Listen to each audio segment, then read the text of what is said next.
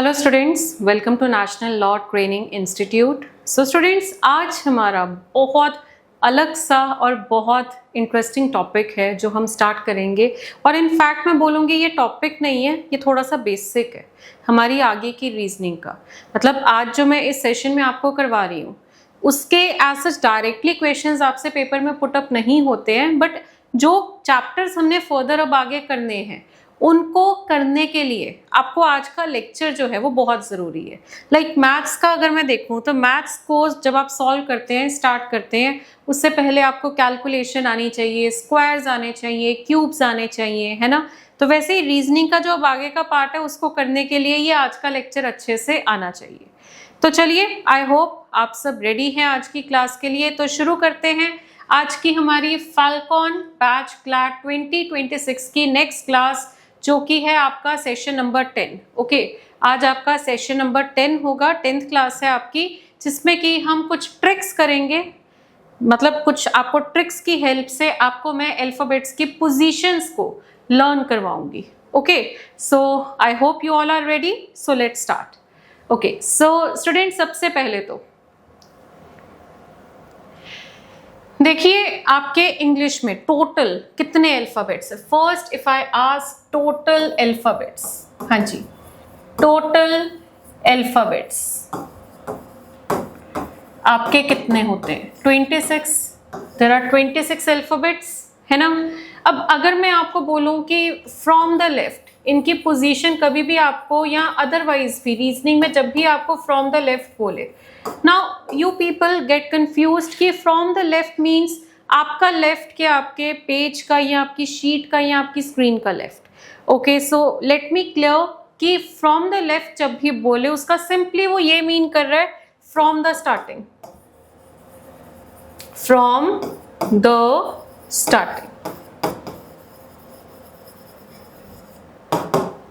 Okay, from the left वो जब भी बोले दैट मीन्स वो कह रहा है शुरू से, फ्रॉम द स्टार्टिंग। सो इससे हमें क्या समझ आता है कि वो जब भी फ्रॉम द लेफ्ट बोल रहा है मीन्स योर लेफ्ट, आपका जहां पर लेफ्ट हैंड है उसको लेफ्ट माना जाएगा, और जहां पर आपका राइट हैंड है वो साइड आपकी राइट साइड मानी जाएगी। सो फ्रॉम द लेफ्ट बोले मीन्स फ्रॉम द स्टार्टिंग, और अगर वो आपको बोले from the right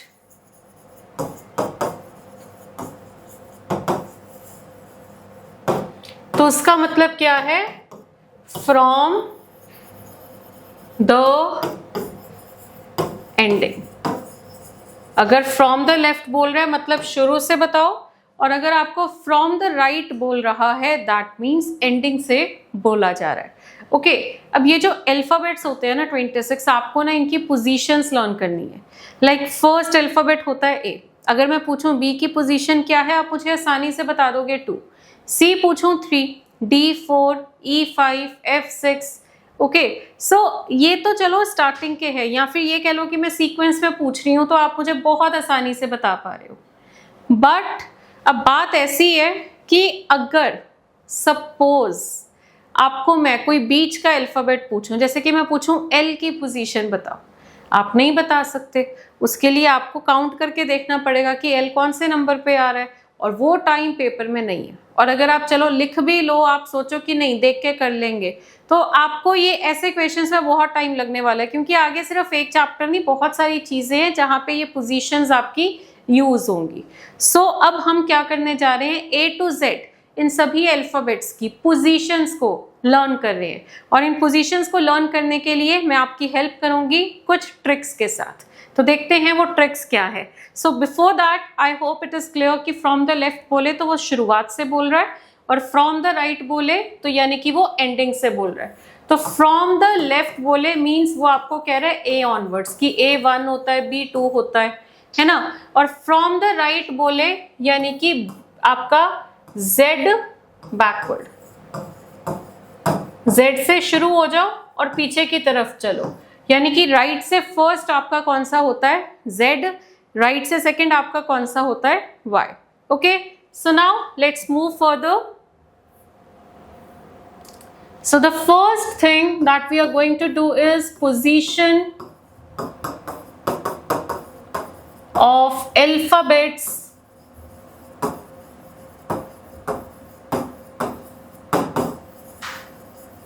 from left. सबसे पहले हम क्या करेंगे, position of alphabets from left, right. तो लेफ्ट से अगर आपसे वो पूछे कि बताइए अल्फाबेट्स की पोजीशन क्या है, तो देखिए पहले तो टोटल हमारे कितने अल्फाबेट्स हैं, ए बी सी डी और ई। उसके बाद F G H I J. Next आपका K L M N O P Q R S T U V W X Y और उसके बाद जेड। तो ये टोटल 26 अल्फाबेट्स होते हैं, ठीक है। अब इन 26 अल्फाबेट्स में हमें पहले तो ये 5 अल्फाबेट्स जो कि है ई जे ओ टी वाई, इनका मैं एक पैटर्न बना रही हूँ। एक वर्ड आपको लर्न करना है जिससे कि आप इनकी पोजीशंस लर्न कर सकते हैं। तो वो वर्ड क्या है, देखिए वो वर्ड है आपका ईजॉटी। ये वर्ड याद कर लीजिए। इस वर्ड में क्या है कि हर अल्फाबेट जो है वो 5 का मल्टीपल है। जैसे कि ई की पोजीशन आपकी कितनी होती है, देखिए 5, जे आपका कितना होता है 10, ओ आपका कितना है 15, टी आपका कितना है 20 एंड वाई आपका कितना होता है 25। ओके, सो ई जॉटी से आप लर्न कर सकते हैं कि ये टोटल आपके कितने अल्फाबेट्स है 5 और हर अल्फाबेट जो है वो 5 का मल्टीपल है। तो E की position is 5, J is 10, O is 15, T is 20 and Y जो है आपका वो क्या होगा 25 होगा। ओके, सो आई होप ये 5 अल्फाबेट्स आपको क्लियर है। आगे बढ़ेंगे। हाँ जी, अब इनको करने के बाद चलिए पहले तो हम देख लेते हैं हमने जो लर्न किए हैं।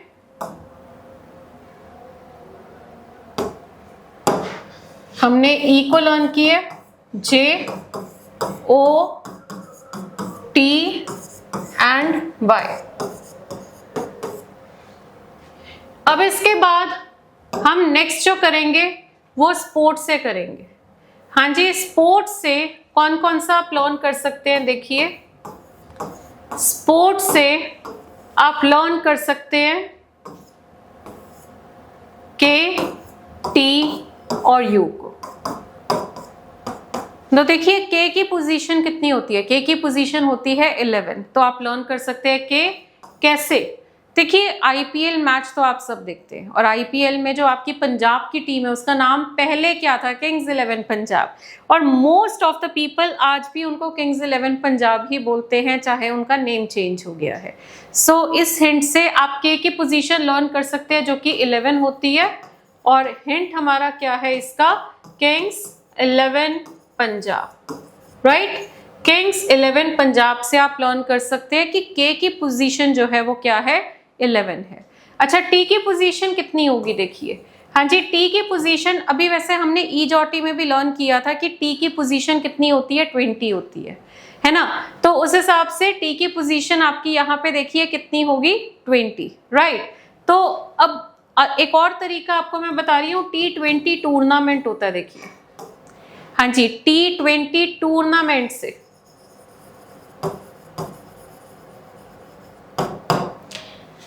T20 टूर्नामेंट से आप लर्न कर सकते हैं कि जो T है उसकी पोजीशन कितनी होगी, उसकी पोजीशन होगी 20।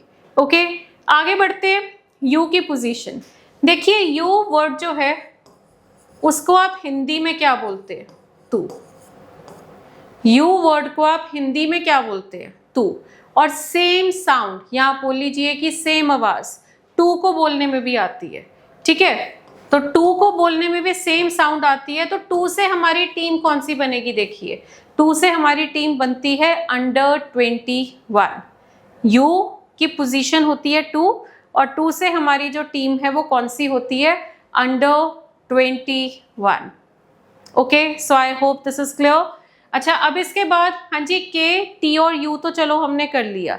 अब जो नेक्स्ट हमने करना है वो क्या है, आगे बढ़ेंगे बट पहले देखते हैं कि ये पोजीशंस हमारी जो है, के तो हमारा डन था, टी देखेंगे। हाँ जी, सॉरी टी तो हमारा डन था, के को देखते हैं।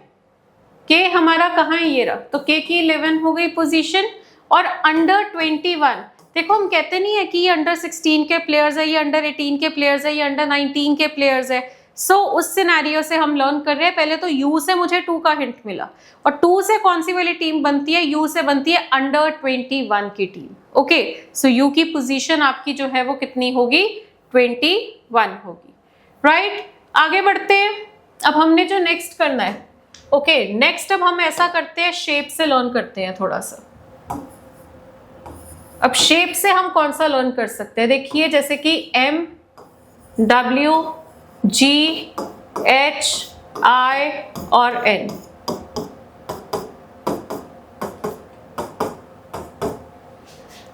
सो M की पोजीशन जो है वो कितनी होती है? देखिए M आपका जो है सबसे पहले तो फर्स्ट अल्फाबेट है, मतलब कि अभी जो हम कर रहे हैं उनमें पहला अल्फाबेट M है। M और W इन दोनों की शेप देखो, इन दोनों की शेप कैसी है? ऐसा लगता है कि 3 नंबर लिखा हुआ है। तो 3 नंबर को अगर आप थोड़ा घुमा दो, है ना, 3 नंबर आपका ऐसे होता है। तो इसको अगर मैं थोड़ा सा रोटेट करूं, एक तरीके से रोटेट करूं, तो ऐसा लगता है कि M बन गया। थोड़ा और रोटेट कर दोगे तो ऐसा लगता है कि W बन गया। तो M और W की पोजीशन में 3 जो है वो तो पक्का आएगा। M और W की पोजीशन में 3 पक्का आएगा, ठीक है। अब 3 नंबर वाली कौन सी पोजीशन हो सकती है? देखो टोटल आपके 26 अल्फाबेट्स है, तो उन 26 अल्फाबेट्स में आप देख सकते हैं कि M जो है वो 13th पोजीशन पर है, और जो W है वो आपका 23rd पोजीशन पर है। तो M आपका कितना होगा? 13, W कितना होगा? 23, राइट। M आपका कितना है? 13 है, ठीक है। 26 अल्फाबेट्स है ना, तो 3 नंबर वाली कौन सी पोजीशन पॉसिबल थी? Either it is third, but third तो देखो स्टार्टिंग में तो M नहीं आता, थर्ड पे तो C आता है, वो तो हमें पता है। नेक्स्ट पॉसिबल है 13, उससे नेक्स्ट पॉसिबल है 23। सो M is 13 and W is 23।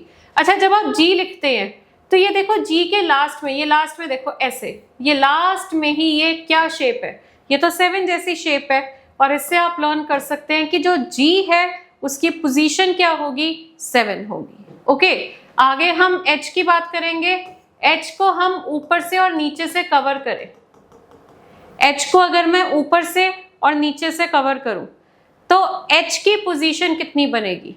हाँ जी, H को अगर हम कवर करते हैं तो H की पोजीशन कितनी होगी? 8 होगी। ओके, H की पोजीशन जो है वो कितनी होगी? 8, राइट। और कैसे? H में ही तो हमें 8 दिख रहा है। H की शेप देख लो ना, शेप बिल्कुल ऐसे है कि जैसे 8 लिखते हैं हम। सो H की position is 8। Now next one is I। I को अगर मैं कर्सिव में लिखूं, I को अगर मैं कर्सिव में लिखूं तो ये देखो ये क्या लग रहा है? ये तो ऐसा लग रहा है जैसे मैंने मतलब 9 लिखा हो। तो उससे आप I की पोजीशन लर्न कर सकते हैं, विच इज 9, राइट। I की पोजीशन जो है, I को अगर आप कर्सिव में लिखते हो, it looks like 9। So I, position of I is 9। N की अगर मैं बात करूं तो देखिए N में ये जो पहला लाइन है दिस इज 1, और नेक्स्ट जो है ये वाला, ये आपका क्या है? 4 है। तो ऐसी रिजेम्बलेंस आ रही है ना 1 और 4 की। तो N की पोजीशन जो है वो कितनी होगी? 14 होगी। N की पोजीशन जो है वो कितनी बनेगी? 14 बनेगी।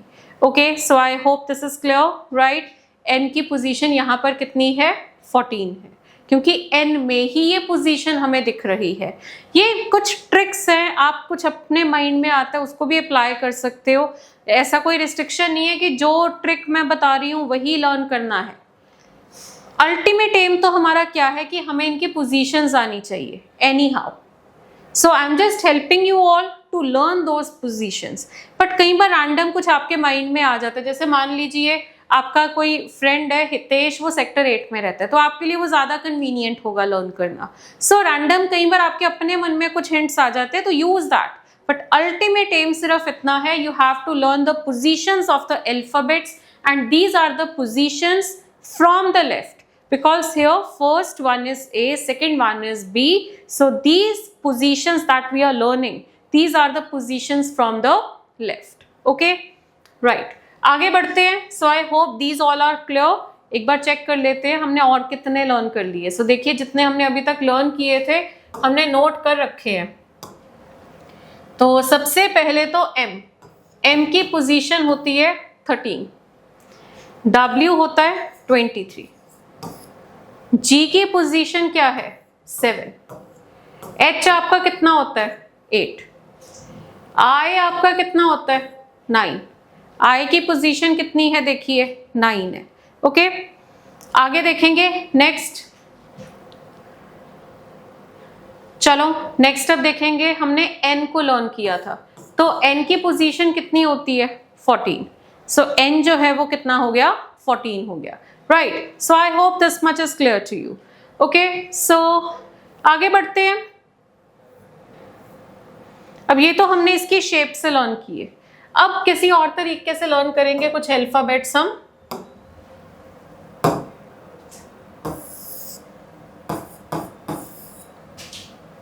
हाँ जी, अब नेक्स्ट हम कौन सा लर्न करेंगे देखिए, अब इसके बाद नेक्स्ट जो हमारा रहेगा वो हम लर्न करेंगे कुछ टेक्निक से, जैसे कि R की पोजीशन होती है 18, ये हम कैसे लर्न कर सकते हैं। तो देखिए जो राइट्स है आप लोगों का, राइट टू वोट, आप वोटिंग किस एज में स्टार्ट करते हैं 18 की एज में आप वोट दे सकते हैं, 18 से पहले you are not eligible for voting, right. अच्छा, फिर उसके बाद अगर मैं बात करूं आपसे, नेक्स्ट वन इज आपका जैसे कि ड्राइविंग लाइसेंस, लर्नर बनता है, विदाउट गियर बनता है, बट प्रॉपर लाइसेंस तो आपका 18 की एज में ही बनता है, तो आपको ऑलमोस्ट सारे राइट्स जो है वो 18 की एज में मिलते हैं, तो R की पोजीशन जो है वो कितनी होगी 18 होगी। ओके, अच्छा, अब इसके बाद V की पोजीशन आपकी कैसे लर्न होगी, आप लोगों ने पोस्टर्स देखे होंगे कोचिंग इंस्टीट्यूट्स के बाहर, या ऐसे जो एजुकेशनल जितने भी इंस्टीट्यूट्स है वहाँ पे बाहर उनके वो एजुकेटर्स खड़े होते हैं और एजुकेटर्स के साथ उनके स्टूडेंट्स होते हैं और ऐसे खड़े होते हैं।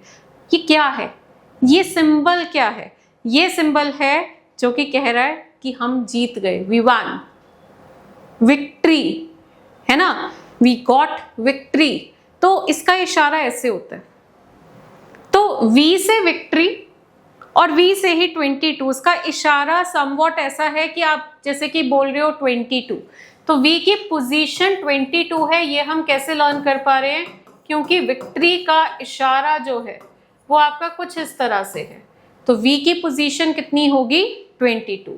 उसके बाद X, अगर मैं X की बात करूं तो ये देखिए यहाँ पे आपकी ये कितनी पार्टीशंस बन रही हैं 4, X हमारा लास्ट के अल्फाबेट्स में आता है, तो लास्ट के अल्फाबेट्स में अगर वो कह रहा है तो X की पोजीशन जो है वो 20s में होगी। अब 20s में कितनी होगी देखिए, X की पोजीशन कितनी बनेगी 24 बनेगी।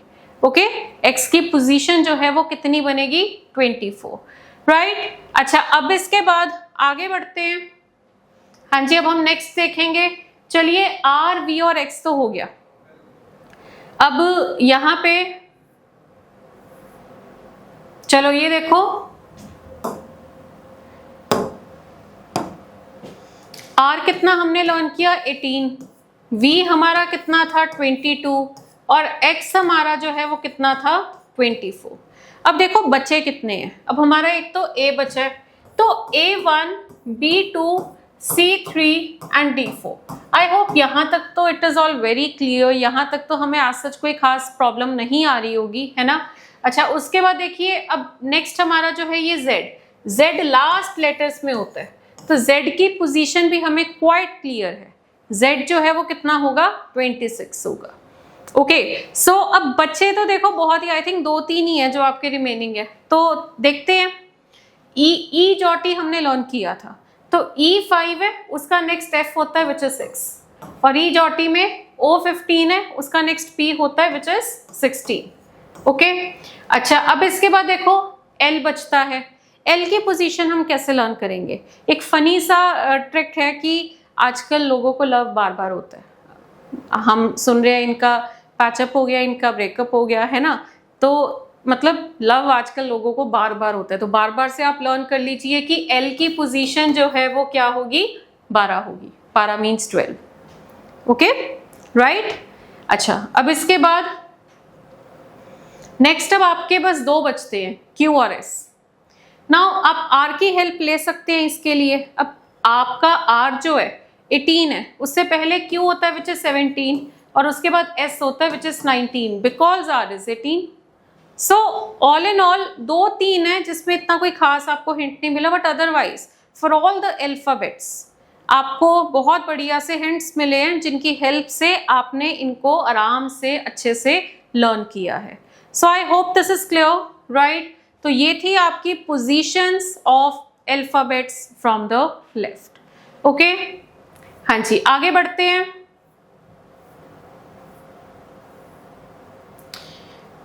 देखो ये तो जो हमने अभी लर्न की हैं ये तो फ्रॉम द लेफ्ट थी, बट हमें इन्हीं अल्फाबेट्स की पोजीशंस जो है वो फ्रॉम द राइट से भी चाहिए. तो second part,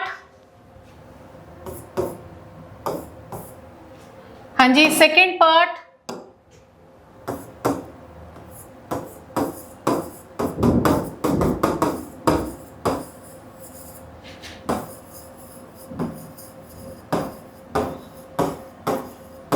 position of alphabets from right.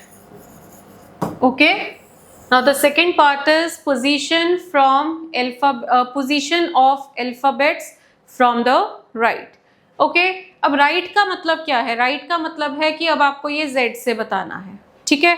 अब अगर हमें ये z से बताना है तो z जो है वो आपका लास्ट अल्फाबेट होता है ना. z हमारा जो है वो लास्ट अल्फाबेट है.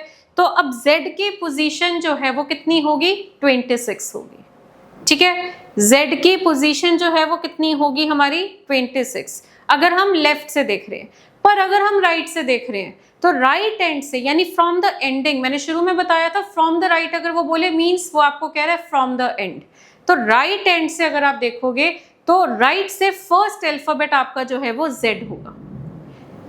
राइट एंड से फर्स्ट अल्फाबेट जो है वो आपका z होगा. अब वो कैसे करें? देखो, अब अगर हम लेफ्ट वाले भी लर्न करने लग जाएं एंड राइट वाले भी लर्न करने लग जाएं, कंफ्यूज हो जाएंगे बहुत बुरा.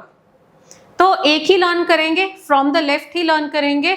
जो फ्रॉम द राइट है, जो आपका फ्रॉम द राइट है, वो उसके लिए एक ट्रिक मैं आपको बता रही हूँ.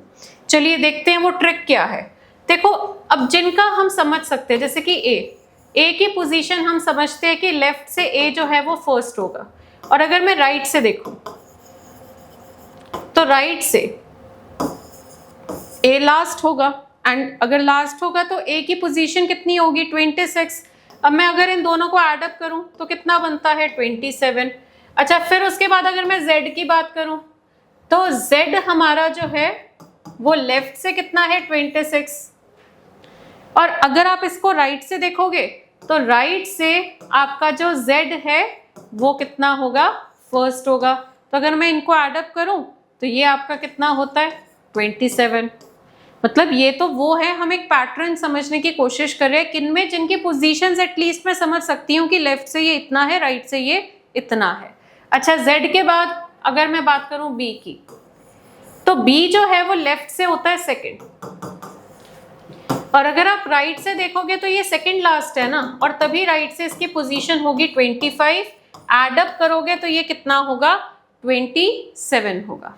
तो ये जो है ये आपकी किसकी पोजीशन है? देखिए, ये बी की है. बट ये तीनों केसेस में हमें एक पैटर्न दिखा. वो पैटर्न ये है कि अगर आप किसी भी अल्फाबेट की लेफ्ट और राइट वाली रैंकिंग को एड अप करोगे, it will always be 27.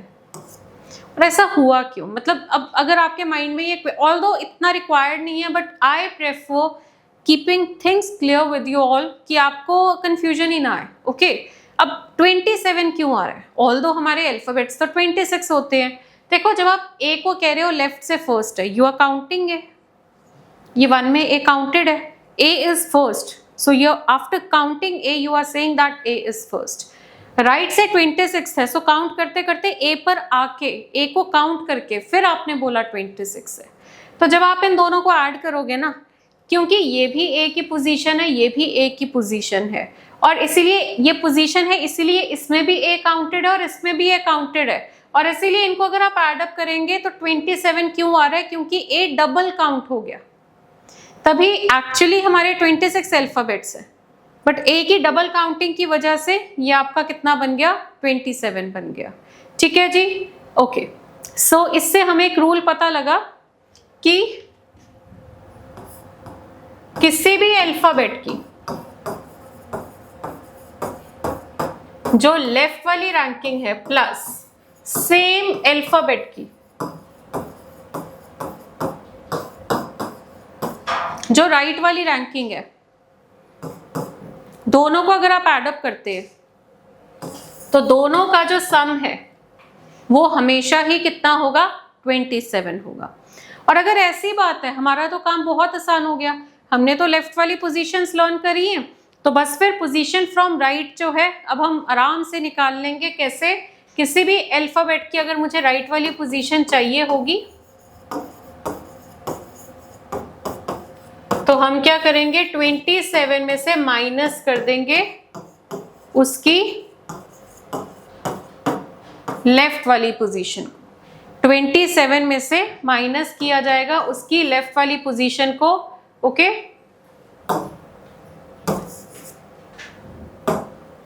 Done. सो ये तरीका है आपकी पोजीशन फ्रॉम राइट निकालने का। नाउ लेट अस सपोज अगर आपको किसी अल्फाबेट की लेफ्ट से निकालनी है, फॉर एग्जांपल, मतलब कोई ऐसी सिचुएशन आ जाती है कि आपको किसी भी अल्फाबेट की लेफ्ट से पोजीशन बतानी है, तो आप क्या करेंगे, 27 में से माइनस करेंगे उसी अल्फाबेट की पोजीशन फ्रॉम द राइट। तो इसी फॉर्मूले से ये दो चीजें जो है हमें समझ आ गई है। ओके, अब ये फॉर्मूला हमने कॉन्सेप्चुअली भी समझ लिया कि ऐसा क्यों होता है और एग्जाम्पल्स के साथ देख भी लिया है। और अब हमारे लिए I think positions from right निकालना is quite easy.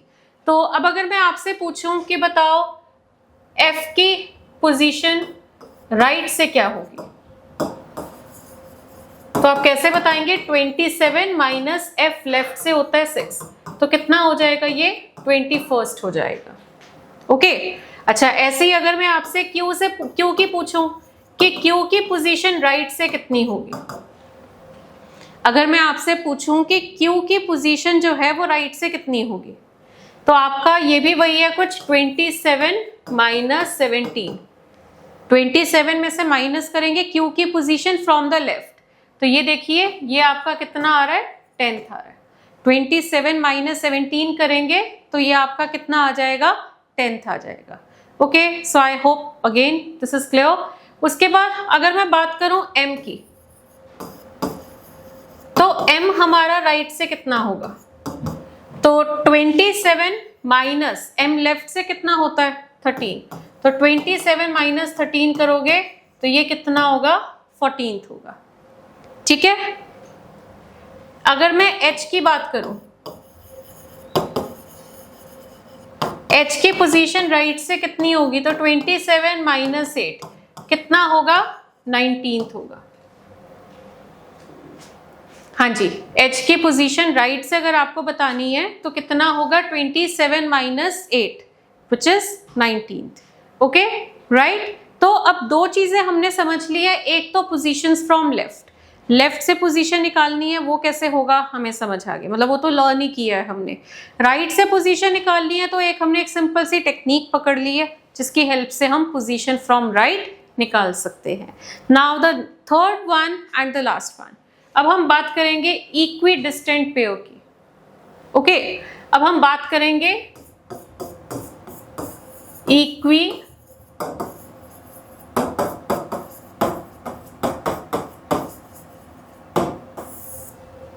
Distant pair की। अब इक्विडिस्टेंट पेयर क्या होता है, बेसिकली इक्विडिस्टेंट पेयर को अब हमें समझना है ये क्या है। देखो, इक्विडिस्टेंट मतलब क्या है, इक्वल डिस्टेंस। अगर वो आपको इक्विडिस्टेंट बोल रहा है तो इसका मतलब क्या है, इक्वल डिस्टेंस यानी बराबर दूरी। और पेयर का मतलब होता है दो अल्फाबेट्स। तो इक्विडिस्टेंट पेयर क्या है, ये वो दो अल्फाबेट्स हैं, ये वो दो अल्फाबेट्स का कॉम्बिनेशन है जो कि सेम पोजीशन पर आएंगे फ्रॉम द ऑपोजिट एंड्स। आपका लेफ्ट एंड होता है, आपका राइट एंड होता है, तो दोनों एंड से फर्स्ट नंबर पे कौन होता है, एक तरफ से A, एक तरफ से Z। सो A और Z का पेयर बनेगा। फिर इधर से सेकंड B, इधर से सेकंड Y, तो B और Y का पेयर बनेगा। तो मैं उन पेयर्स की बात कर रही हूँ। इक्वी डिस्टेंट पेयर मीन्स ये वो दो पेयर है जो ऑपोजिट एंड से सेम पोजीशन पर होते हैं। ओके, तो चलिए अब यहाँ पे आपको पहले मैं पेयर्स लिखवा देती हूँ, फिर हम लर्न करेंगे। तो अब देखो वही बात आ जाती है कि कॉर्नर वाले तो आपको एकदम से आ जाएंगे कि ए के साथ जेड है, बी के साथ वाई है, बट जैसे जैसे आप डीप इनटू द सीरीज जाओगे तो फिर वही बात है, कंफ्यूजन होने लग जाएगी, है ना। तो अब ये हम लर्न करेंगे इनको भी, बट पहले नोट करिए।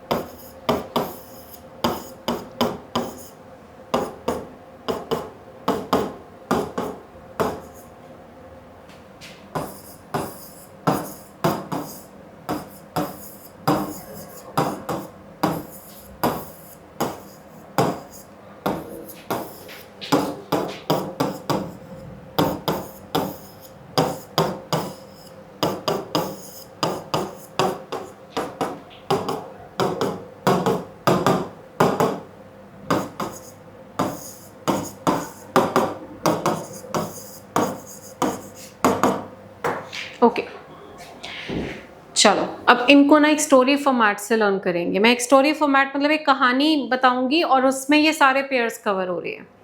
और वो कहानी ऐसे है कि हम सपोज अपने घर से निकल रहे हैं और मुंबई जा रहे हैं कपल का शो अटेंड करने, ठीक है। तो उस पूरे प्रोसेस में जो जो आप करोगे उससे आपके ये पेयर्स बनते रहेंगे। तो पहले तो मैं वो कहानी आपको समझा देती हूँ। आप अपने घर से निकले, ठीक है, आप अपने घर से निकले,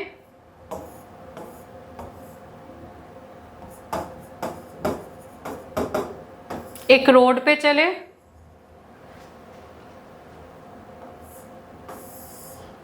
और फिर एक रोड पे चले जिसका नाम क्या था, जीटी रोड, ठीक है। जीटी रोड से चलकर अब आप कहां आ गए, हाँ जी, अब आप कहां आ गए, इंडियन रेलवेज।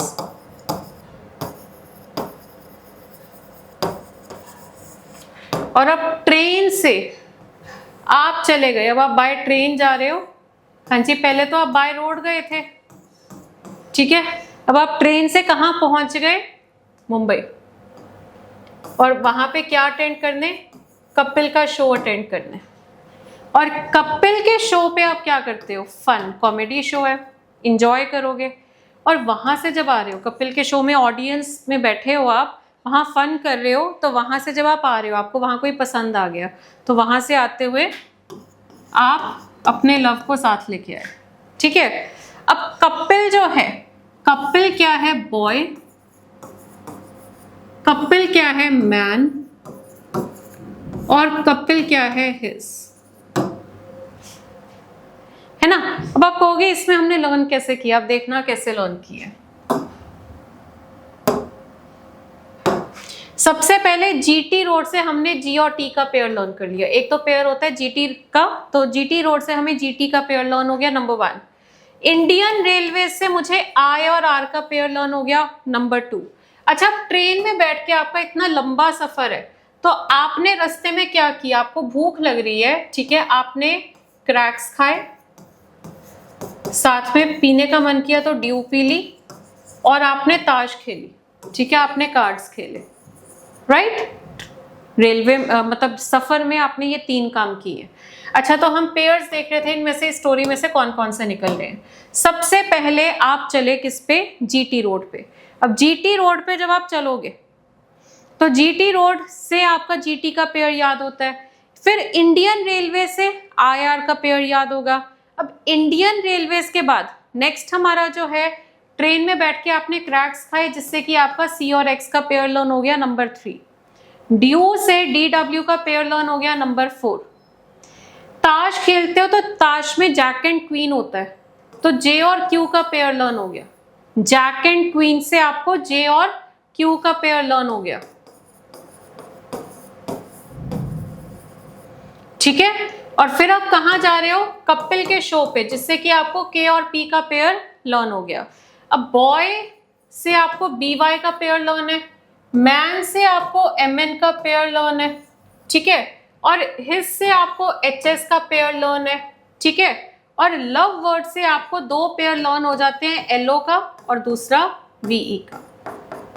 ये 2 पेयर्स आपको लर्न हो रहे हैं। तो देखो इतने सारे पेयर्स मैंने आपको लर्न करवा दिए, पहले GT, फिर IR, फिर CX, DW, उसके बाद JQ, उसके बाद 6th है BY, 7th MN, 8th HS, 9th KP, 10th VE और 11th आपका LO। ओके, अब यहाँ पे आप एक चीज देखिए, अब आपका बचता कौन सा, ऑलमोस्ट सारे हो गए, आई थिंक मैंने गलत गिन लिया, 1 2 3 4 5, ओके, 6 7 8 9 10 11, ओके।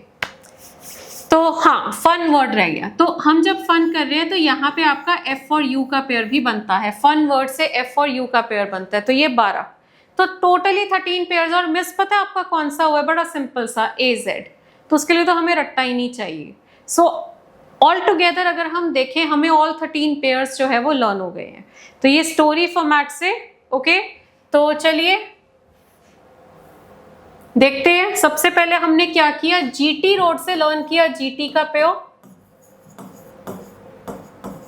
फिर हमने इंडियन रेलवे से लर्न किया I और R का पेयो। अब ट्रेन में बैठकर आपने क्या किया, हाँ जी, ट्रेन में बैठे तो आपने वहां पे पहले तो क्रैक्स खाए, यानी C और X का पेयर, DUP जिससे कि D और W का पेयर, और वहां पे आप कार्ड्स खेल रहे हो तो जैक एंड क्वीन, J और Q का पेयर। अब जैक एंड क्वीन के बाद, हाँ जी, उसके बाद हम कहाँ जा रहे हैं, कपिल के शो पे, तो K और P का पेयर। कपिल के शो पे जाके हम क्या कर रहे हैं, फन, FU का पेयर।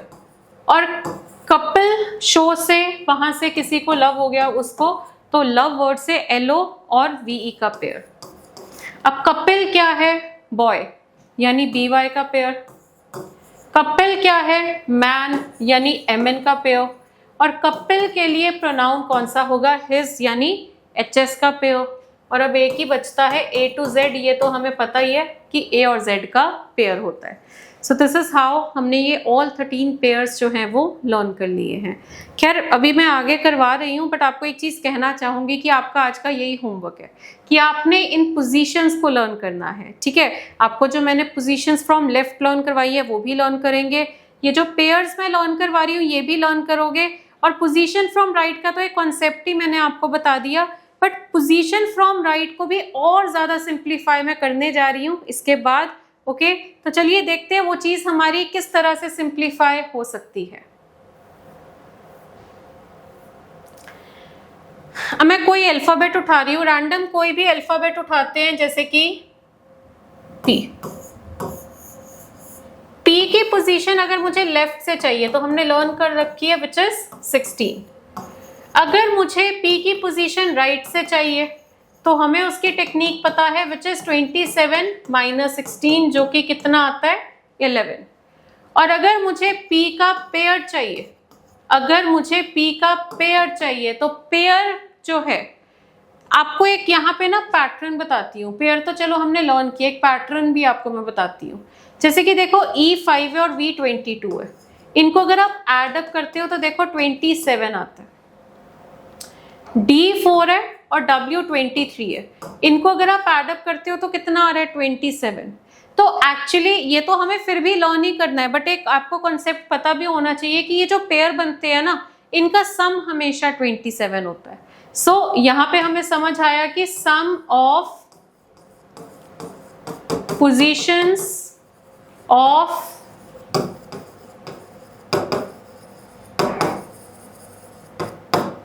equidistant pair